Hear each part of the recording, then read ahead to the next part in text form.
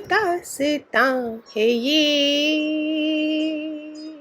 कहाँ गुरु कहाँ थे हम, ये मंजिल आई कौन सी, ना वो जुदा रहे ना हम। गुरु का प्यार पाके रे, नया जहां बसाया है। गुरु का प्यार पाके रे, नया जहां बसाया है। कि दिल को साफ साफ कर खुदा यहाँ बसाया है। अजीब दास्तां है ये, कहाँ गुरु कहाँ थे हम, ये मंजिल आई कौन सी, न वो जुदा रहे न हम। हरिओम। अजीब दास्तां है ये। आज का सत्संग का टॉपिक है घर परिवार में सुख शांति से कैसे जिएं अभी के माहौल को देखते हुए। हमारे गुरुदेव ने हमें कुल में, कुटुंब में, घर में कैसे जीना है, ऐसी जीने की कला सिखाई है। आज के माहौल को देखते हुए शायद वो भी सहनशीलता खो डालें, जबकि कलयुग की पीक है, अंत हो चुका है कई बोल रहे हैं, और अगर होने वाला 2-4 सालों में कलगी अवतार आने वाला है, तो भी हमें आज के दिन के लिए सुख शांति चाहिए। कल देखा जाए जो भी होगा, उसके लिए क्या करें। उसके लिए भगवान ने जो बातें बताई थी वो अभी के माहौल में लगे भी नहीं, क्योंकि माहौल ही बदल गया। जब लिविंग रिलेशनशिप आ गए, अपनी चॉइस आ गई रहने की, लड़के लड़की की, माँ बाप बेचारे वो उनके कर्म हैं। इसमें आगे मैं दोनों पहलू दिखाऊंगी, गुरु मिलने के कारण क्या है, और नॉर्मल जनरल जो सुन रहे हैं वो घर में कैसे रहने के दोनों कारण हैं। एक तो हमारे कर्म है, अगर मेरा अंतिम जन्म है तो मेरे सारे प्राणी भी टेढ़े होंगे। मैं कितनी भी एडजस्टमेंट चाहूँगी, भीष्म पितामह की तरह वो मेरा कोई ना कोई कर्म रह चुका होगा, मुझे कवर करना है। ये एक पहलू है। दूसरा है कि हमें जीने की कला नहीं आती है, कृष्ण जैसी कलाएं। जब जी दादा लक्ष्मण भगवान ने बोला था 404 चरित्र हैं औरत के पास, जो अभी आज के माहौल में आपके घर में, सबके, हमारे सबके घरों में जो देवता हैं वो भी कितनी टेंशनों में आ चुके हैं। इसमें जो भगवान जी ने बताए थे इतने सालों पहले, वो अभी पहुँचते पहुँचते हम भी तो उसी हवा में जी रहे हैं। हमारे लिए स्पेशल हवा थोड़ी बनी, सिर्फ हमारे पास मजबूती है गुरु के ज्ञान की। गुरु का ज्ञान अभी भी रक्षा कर रहा है। गुरु खुद कर रहे हैं अपने भक्तों की रक्षा, जो भी दादा भगवान के जहाज में बैठ चुके हैं, जिन्होंने अपना पतन नहीं करा है। सारी यातनाएं सत्संग की जिस जिस शहर में भी थे, चाहे दादियों ने ली, चाहे गुरुओं ने ली, 4 अग्नियों की परीक्षा ली, वो मजबूत हो चुकी होंगी, वैराग्य आ चुका होगा, दोबारा ऐसे संसार में आने के लिए निश्चय कर चुके होंगे। अभी सुने कि ऐसा भी हो सकता था, चाहे हम कर नहीं सकते हैं, लेकिन शायद किसी कोने में किसी के अंदर कुछ बदल जाए, जो आज इसकी प्रेरणा मिली है गुरुदेव की तरफ से। हमारे पास सच्चा साथी था, उसमें कुल और कुटुंब। मेरे गुरुदेव ने आत्मा की व्याख्या अलग की है, खानदान में, कुल में, कुटुंब में, घर में, और घर की माता को ये सब बातें बताई है कैसे जीना है।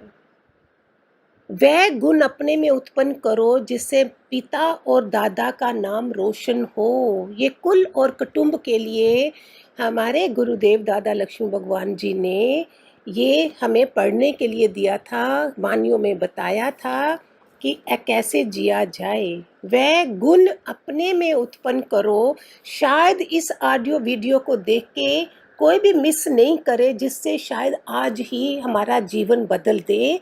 जितना भी समय बचा है कलयुग के, जब तक हमारे श्वास बचे हैं, आज के बाद हम तब तक इसको लगाएं और घर में सुखी रहें।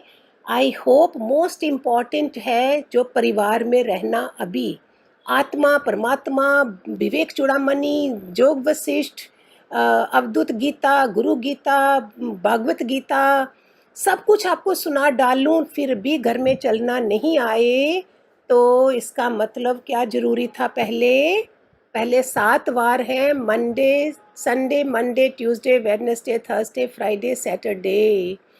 7 वार ये हैं, 8वां वार है परिवार। पहले भी बीच में कहीं मैंने दिया है। ये 7 वार तभी सार्थक होंगे जब 8वां वार मेरा अच्छी तरह से चल जाए। चाहे घर में हमारे नेगेटिव वाले कर्म प्राणी होंगे, मैं उनको कैसे अपना प्ले रोल पॉजिटिव वाइब्रेशन डाल के पेशेंट समझ के सेवा कर सकती हूँ, तो मेरा 8वां वार, 7 वार मेरे सार्थक हो जाए। परिवार 7 वार, Sunday, Monday, Tuesday, Wednesday, Thursday, Friday, Saturday, then 7 वार ये 8वां सक्सेसफुल हो जाए जब मैंने आज का दिन सुख शांति से गुजर गया है। आप जो सुखों में जो सुन रहे होंगे वो नहीं जानेंगे कि कैसे दुनिया जी रही होगी घरों में। न्यूज़ देखते हो कितने डिप्रेशन में लोग आ चुके हैं, जिन्होंने घर में एक दूसरे की हत्याएं तक कर डाली हैं। न्यूज़पेपर सुनो, न्यूज़ सुनो, गुस्से में आके एकदम से मार डाला है। रोज़ सुनते होंगे, सुबह नहीं सुनना चाहिए न्यूज़पेपर और टीवी, मोबाइल, फेसबुक, कुछ नहीं खोलना चाहिए। शांति अपने अंदर पूरा भर लो, पूरा अपनी पॉजिटिव फीलिंग से। I am a doctor of the house, I am going to look after patients. मैं जो करती हूँ मैं आपको भी बताती हूँ। करो और करो, लगाओ, करोगे तो दूसरे को लगेगा भी। सुनी सुनाई बातें सुना दोगे तो वो तपे हुए वचन नहीं होते हैं। मैंने उनका एक एक वचन ऐसे लगता है कि वाह, ये किसने देना था। जो माँ बाप बेटी को गहने भी देते हैं, उससे भी ऊपर ये गहने हैं। कहीं पत्थर कहीं जवाहर है, तो दोनों ही मिट्टी की उत्पत्ति, परंतु गुणों का भेद है। कहीं पत्थर है कहीं जवाहर है। हीरा और कांच का एक बहुत अच्छा दृष्टांत है, शॉर्ट में बताती हूँ। सुनने के लिए चाहिए था राजा को कि किसका पता करना है, हीरे में और कांच में क्या फ़र्क है। पूरी सभा में कोई नहीं देख सका था। एक अंधा था, लास्ट में उठा जब सारे हार गए विद्वान, उसने हाथ में लिया जो सूरज की ताप में भी गर्म ठंडा रहता है, वो हीरा है, और जो कांच है वो कांच है। हीरे की पहचान क्या है? ऐसे गुण हम धारण करें। मूर्ख वे हैं जो पीढ़ियां बताकर अपने को बड़े खानदान वाला मानते हैं, लेकिन असली खानदानी उसी में है जो गुणवान है। ये भगवान जी के शुरुआत जो है, बिगनिंग की, पहले घरवार कैसे हो, आत्माकार। चाहे भगवान बोलते थे शायद आज शबरी आई है, चाहे जितना 20 साल पुराना एक योगी होगा भगवान का भगत, लेकिन टॉप पे अगर आ गई है तो शायद वो शबरी है, वो अपनी तपस्या करके आई है, वो हो सकता है। लेकिन बिगनिंग में घर वार परिवार कर्म प्राणी, इनसे कैसे चलना है, कर्जदार हैं, ये चाहिए पहले। गुरु जी सिखाता है शरीर कैसे रखना है, घर वार कैसे चलना चाहिए, क्योंकि शरीर ने चाहे आत्मकार हो, रहना तो शरीर को तो उधर रखा है ना घर में। हिमालय में तो नहीं रह रहे हो, परिवार में हो, गृहस्थ में। अगर गुट गुट के हम जी रहे हैं, हाँ गुरु ने बोला चुप रहना है, नहीं जवाब देना है, सह ले, वो गुटना हुआ, वो मौन हो गई बाहर की मुख की, अंदर की मौन नहीं है तो भगवान नहीं बने। तो वो गुटना भी नहीं हो। मैं ऐसी वाइब्रेशन डाल लूँ घर में, है ही भगवान, है ही भगवान, है ही भगवान, ये ठाकुर हैं। मैं मंदिर में जो मंदिर नहीं बनाऊंगी घर में, लेकिन घर में जिंदा ठाकुर हैं। ये मेरे दादा लक्ष्मी भगवान जी का मोस्ट इम्पॉर्टेंट वचन है, मोस्ट इम्पॉर्टेंट, मोस्ट इम्पॉर्टेंट। घर को मंदिर बनाओ, पत्थर के मंदिरों को पूज के बहुत कुछ करा। वो कबीर ने भी बोला हुआ है, पत्थरों को पूज पूज के हम पत्थर खाली बन गए। ये जिंदा ठाकुर हैं। हम चुपके से अपना मोबाइल लेके बैठ जाएंगे, लेकिन जो घर में चाहे बुजुर्ग है, चाहे जैसा भी है, उसको अगर नहीं देख रहे हैं, उसकी मनोस्थिति को नहीं देख रहे हैं, तो मैं उसको पागल बना रही हूँ। मुझे ज्ञान सुनने का कोई फ़ायदा नहीं है।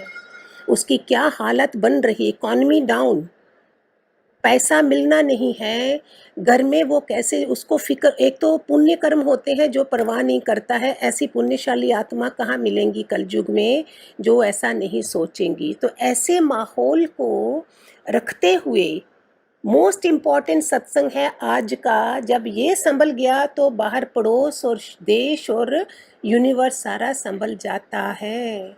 एक छोटी सी कहानी है।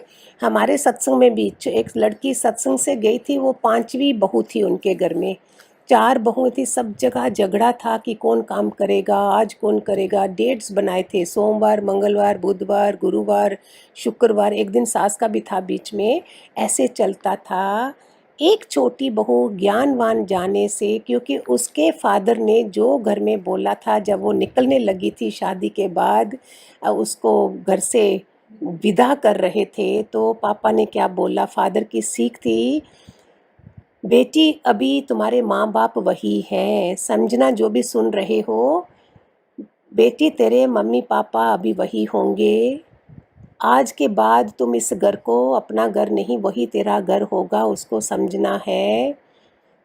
कन्यादान जब करते हैं तो देखो कैसा करते हैं। अभी तो लगता है कि एक तो बेटी होनी ही चाहिए जो हम कन्यादान करें। कन्यादान करने तो हम लेते ही ले हैं, बहुएं बहुएं, बेटा चाहिए बेटा चाहिए, 5-5 बेटे चाहिए, 5-5 बहुएं आ गई, कन्यादान एक नहीं करा, सिर्फ दान ले लिया हमने। अपने स्वार्थ के लिए मत जीना बेटी, पूरे परिवार के लिए जीना, पूरे परिवार को प्यार देना, पति के सुख दुख को बांटना, पति के साथ सुख दुख बांटना, सास ससुर मम्मी पापा हैं वो, उनके साथ सुख दुख बांटना, बेटी हमारे साथ नहीं। सबको खाना खिला के, ऐसी ऐसी बातें पहले सुन तो लो, चाहे आजकल नहीं कर रही हैं, शायद फिर भी हमारे में कोई सतयुग शुरू होने वाला है, उसमें ये सतयुगी संस्कार आ जाएं। कोई तो इतने समझदार खानदानी होंगे जो समझेंगे। हरिओम।